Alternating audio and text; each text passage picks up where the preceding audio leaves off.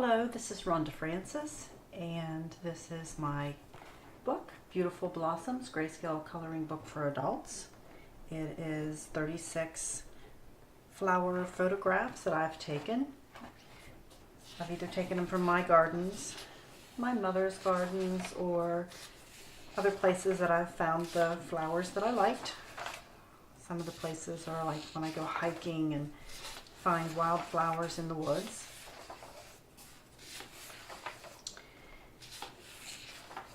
They're designed for both beginners and through intermediate and then advanced colorists. They can be colored either traditionally to look more like a photograph or artistically to look more like a painting.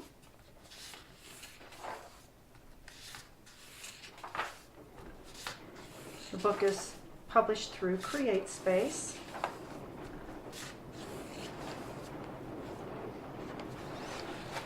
When you get to this section of the book, the photographs are actually horizontal, so in the landscape position.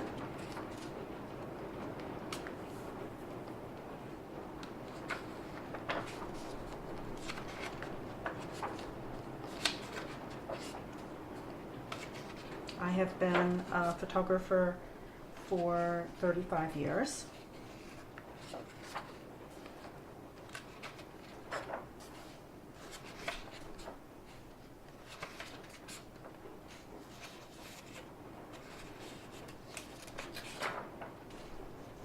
This is actually the one we're going to be coloring today.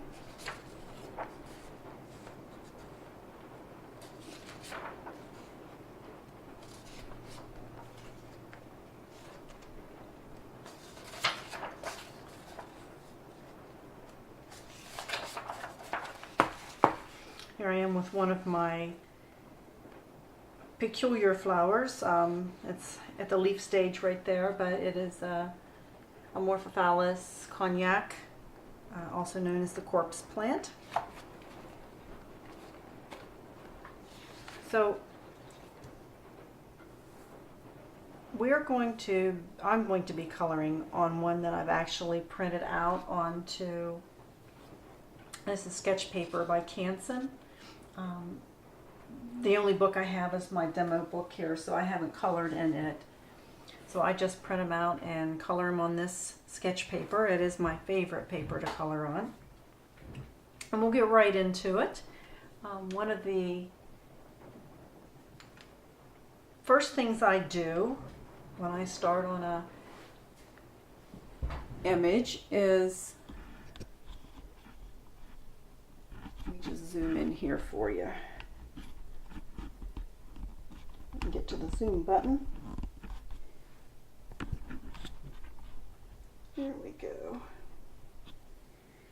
One of the first things I do is kind of map out where I'm going to be coloring. So I usually start with white. In this case, that's a Prismacolor. It's the 938. What I do is, and I'm just going to start on one particular leaf or petal and start, and what I'm going to do is color the areas that are going to be lighter, and you can see by the shading that's already there from the grayscale where those lighter areas are at. Now I'm just doing this lightly, and the purpose for this is when I put the darker colors on over it, that area will stay a little lighter, just due to the fact that the white pencil is there.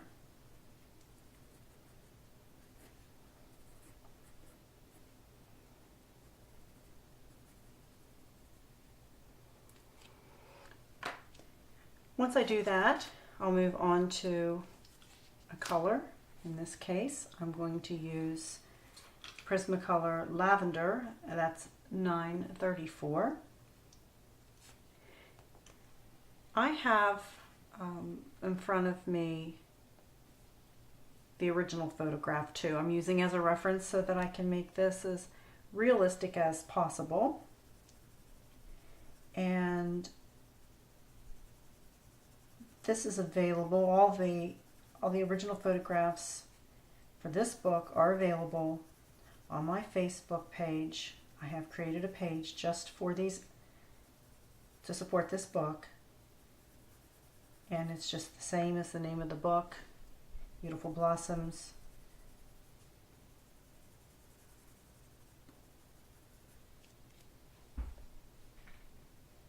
Grayscale Coloring Book for Adults.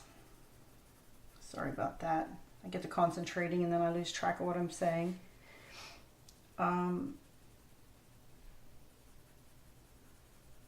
You can just type in under the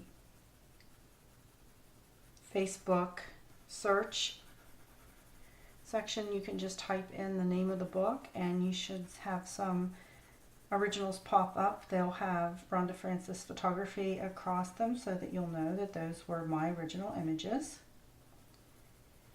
They'll stay there for you to be able to access.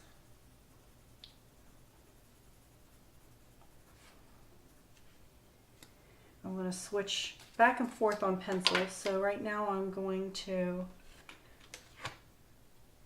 Prismacolor 956, which is Lilac, and I'm going to work in some of the shaded areas.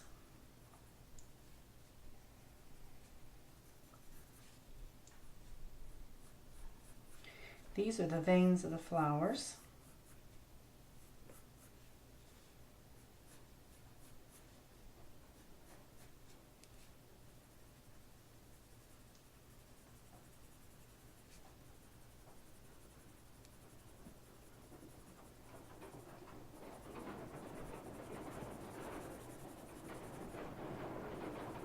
We are having a storm, so I don't know if you can hear the rain bouncing off of the window right here beside me. So if it sounds noisy, I apologize. That just kind of popped up all of a sudden. We've had a terribly rainy spring here in West Virginia.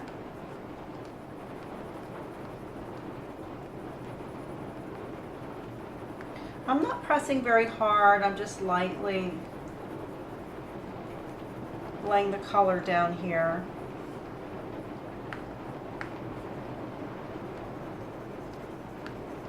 And you can see where I put the white along the edge, you can see that the color pencil just isn't really taking very much color there, or laying down much color there, and that was the whole purpose of putting that white on.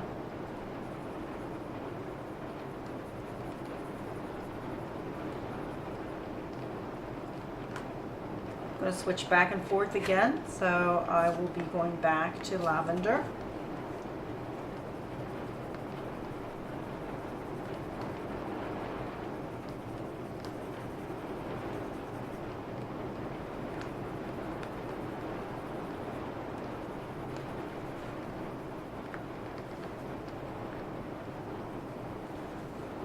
I also have a coloring group that I named after the book, Beautiful Blossoms Coloring Group. If you do get the book, or even if you color this free image that I'm making available to everybody, I'd love to see your colored versions of it posted on my coloring group. That would be wonderful.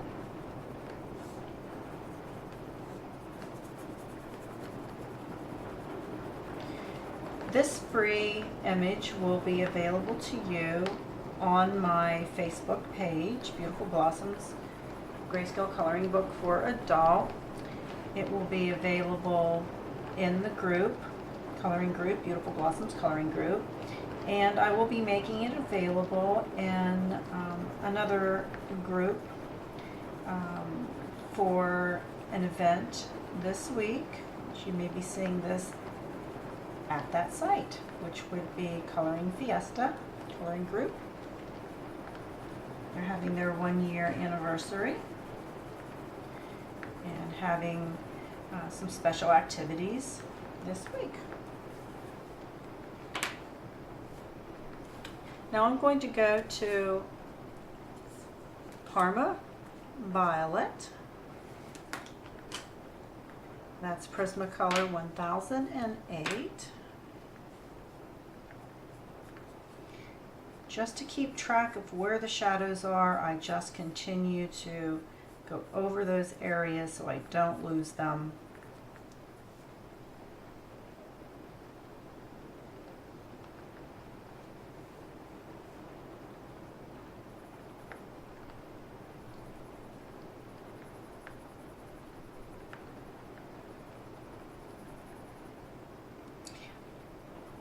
I really enjoy photography. I've been doing it for many years, and my main subjects are generally flowers and other small things, insects and plants of different kinds.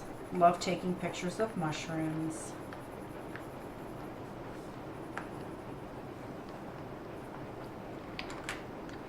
At this point, I'm going to go back to the white.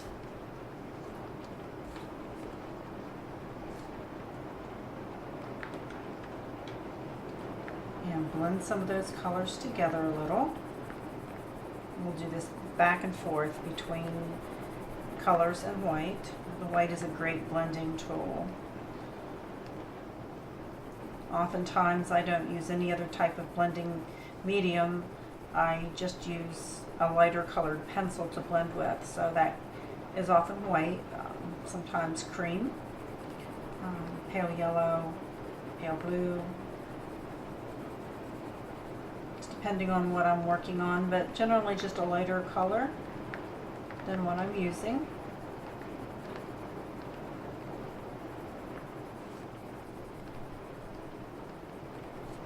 If you're new to grayscale, then I will tell you that in my experience with pencils, it's important to layer. The more layers you have on, the more likely you will have success in getting your work to look like you want it to. Now this is not limited to, I'm going to throw a little color on that, it's come out awfully white. This is not limited to just grayscale photographs. I use the same techniques on the photos as I do on grayscale art. I color a lot of grayscale art from Ruth Sanderson. She has several lovely fairy tale books out. I love coloring in those. Use exactly the same techniques. I find Prismas are soft and easy to manipulate, easier than a lot of the other colors are, or a lot of other brands, I should say.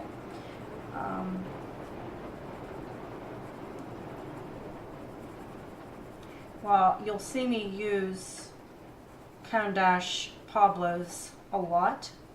I generally use them in a different way. I don't blend with them quite the same, quite as much as I do the Prismas.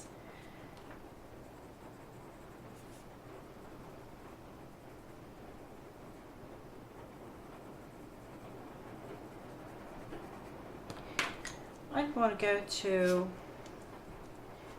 Prismacolor Gray Lavender and start working some darker colors in down here. Need some shadows.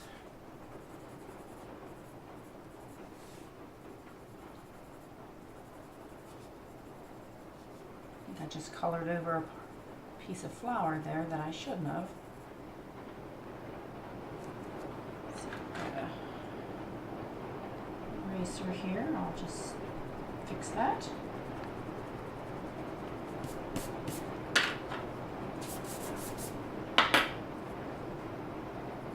There we go.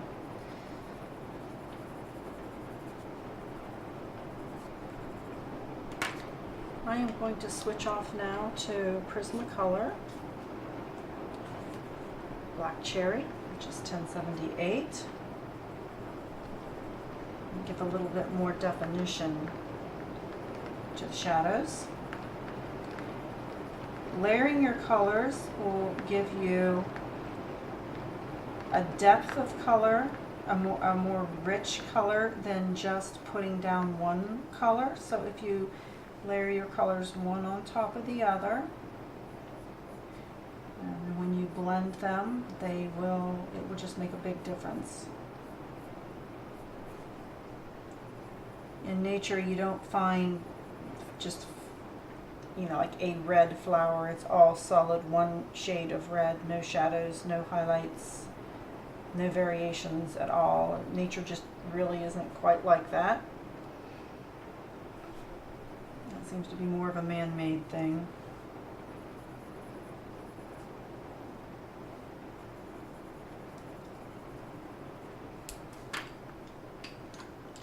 I'm going to go back to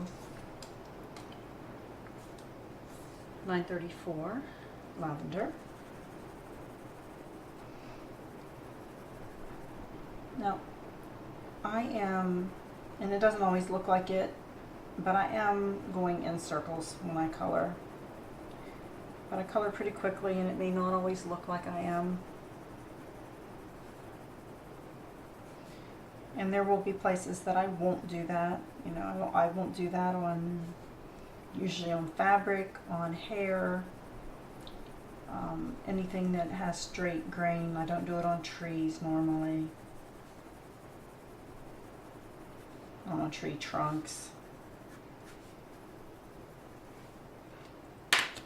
Switch back over to white. Blend these in a little bit more.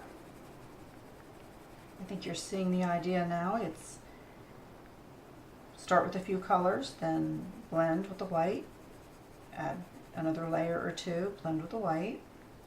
I'm not pressing very hard with this white because I don't want to damage the tooth of the paper.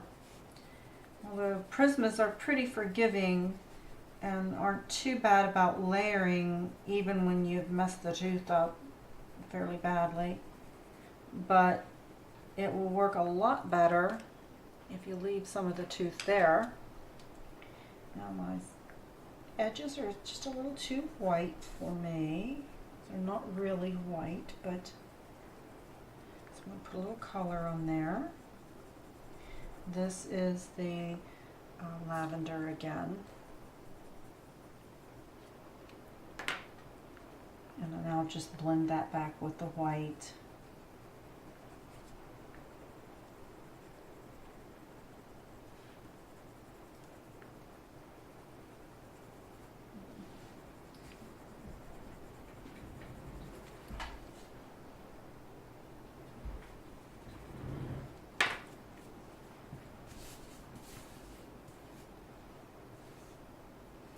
Now the center of the flower is more green, so I'm going to go with this gray-green light. It's a Prismacolor, 289. And from the center of the flower, I'm going to put some green and kind of blend it out.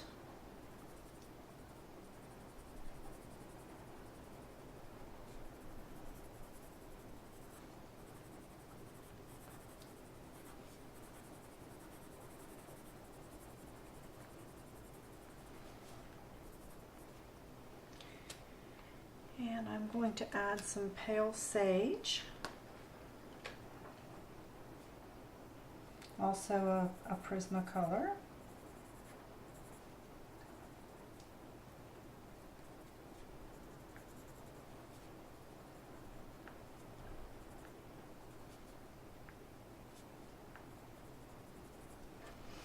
Now the same way that I handled the shadows up in here, I would do the same thing with the shadows that are thrown from the center parts of the flower.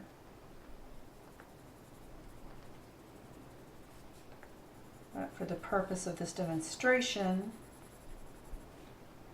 and the extremely slow internet upload speed for my service, I have to kind of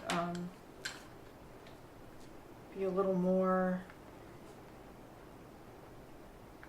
direct in the way I'm coloring here for you.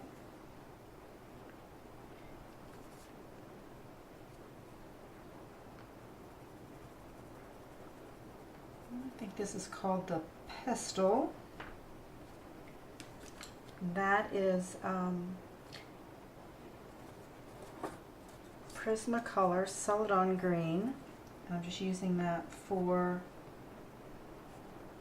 some shadows, and then this, actually these veins where they come down to the center of the flower turn from the purplish to green. So I'll turn those into green there. And now I'm going to take, back to my white, blend the green and the purple together. Now I'm going to do that in a straight line, because if I do it in a circle, it tends to make the colors swirl, and I want them to blend together so that that green and the purple like get drawn into each other and not just, in this case, pushed around.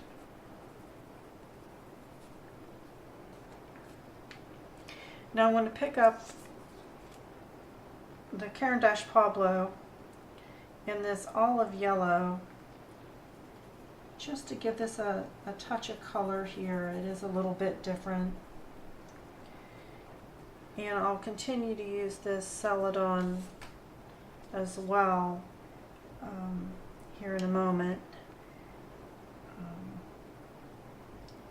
But before I do, let me go ahead and grab this black cherry again, because you can see this part of the flower, I think those are the stamen, are a little bit darker on the edges. So we'll want to color them in. And I think I'm just going to go ahead and use the pale sage to fill the centers in, because they're not a solid color. Missed one. Continue to miss this one down here, I think.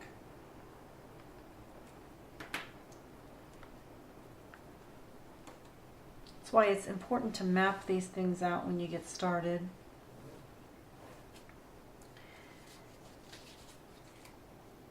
Now,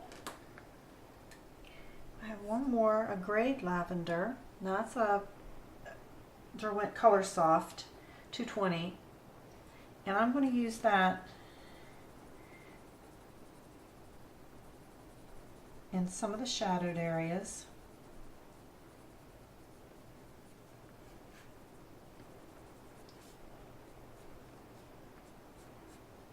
And I'll use them back up through here on the veins.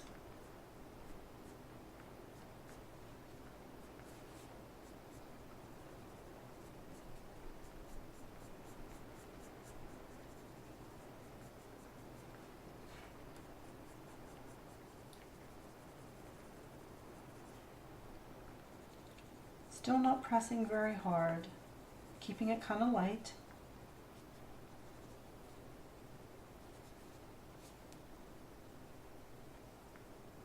Depending on where I'm at, sometimes I'm doing a circular motion, and other times I'm going in just a straight line.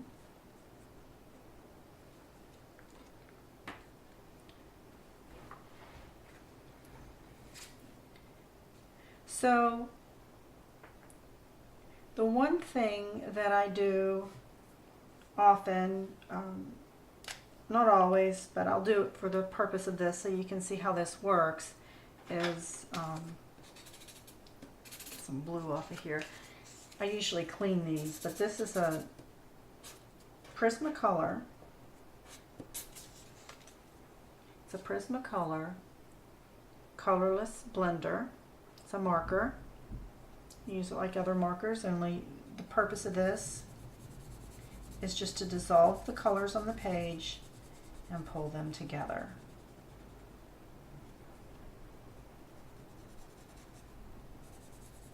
And you'll see it'll sharpen those colors. I think you can see those seams get a little bit crisper.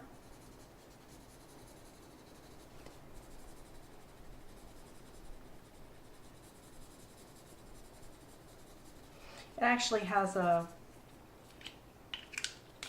wider end as well. I could use that on the wider areas. But I tend to go to this smaller end. I have more control over it. It's kind of like using a pencil. It's got a small point. I also keep different ones for different colors so that I don't contaminate my colors. So for green, and then this